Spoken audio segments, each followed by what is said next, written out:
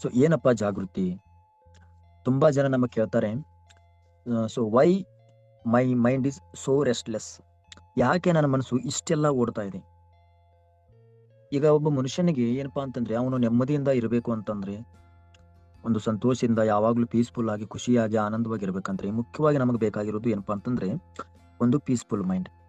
ಏನಾಗ್ತಾ ಇದೆ ಇವತ್ತಿನ ದಿನ ಅಂತಂದ್ರೆ, ನಾವೆಲ್ಲರೂ ಏನಾಗ್ಬಿಟ್ಟಿದೀವಿ, ಈ ಓಡುವ ಮನಸ್ಸಿನ ಹಿಂದೆ ಹೋಗಿ ಹೋಗಿ ನಾವು ನಮ್ಮ ಮನಸ್ಸಿಗೆ ದಾಸರಾಗಿದ್ದೀವಿ, ನಾವು ನಮ್ಮ ಮನಸ್ಸಿಗೆ ಗುಲಾಮರಾಗಿದ್ದೀವಿ. ಮನಸ್ಸಿನ ಗುಣಧರ್ಮವೇ ಚಂಚಲತೆ, ಮನಸ್ಸಿನ ಕೆಲಸವೇ ಓಡೋದು.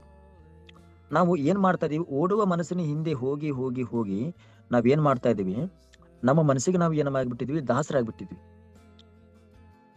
ಸೊ ಈ ಮನಸ್ಸಿನ ಗುಣಧರ್ಮವೇ ಚಂಚಲತೆ. ಮನಸ್ಸು ಮಂಗನ ತರ ಆ ಕಡೆಯಿಂದ ಈ ಕಡೆ, ಈ ಕಡೆಯಿಂದ ಆ ಕಡೆ ಸದಾ ಕಾಲ ಅದು ಏನ್ ಮಾಡ್ತಾ ಇರುತ್ತೆ, ಚಂಚಲತೆಯಿಂದ ಏನ್ ಮಾಡ್ತಾ ಜಿಗಿತಾ ಇರುತ್ತೆ, ಜಂಪ್ ಮಾಡ್ತಾ ಇರುತ್ತೆ. ಸೊ ಇಲ್ಲಿ ನಾವುಗಳು ಏನಾದ್ರೂ ಮನಸ್ಸಿನ ಹಿಂದೆ ಹೋದ್ರೆ ನಮ್ಮಗಳಿಗೂ ಕೂಡ ಒಂದು ಅದೇ ರೀತಿಯ ತೊಂದರೆ ಆಗುವ ಸಾಧ್ಯತೆ ತುಂಬಾ ಇರುತ್ತೆ. ಯಾಕಂದ್ರೆ ಇವತ್ತು ಮನುಷ್ಯ ಏನಪ್ಪಾ ಅಂತಂದ್ರೆ, ಇವತ್ತು ಹ್ಯಾಪಿನೆಸ್, ನಿಜವಾದ ಒಂದು ಸಂತೋಷ, ನಿಜವಾದ ಖುಷಿ, ನಿಜವಾದ ಆನಂದ ಎಲ್ಲಿದೆ ಅಂತ ಹೇಳಿದ್ರೆ ಮಾಸ್ಟರ್ಸ್, ಇವತ್ತು ವರ್ತಮಾನದಲ್ಲಿದೆ, ಪ್ರೆಸೆಂಟ್ ಮೂಮೆಂಟ್ ಅಲ್ಲಿ ಇದೆ.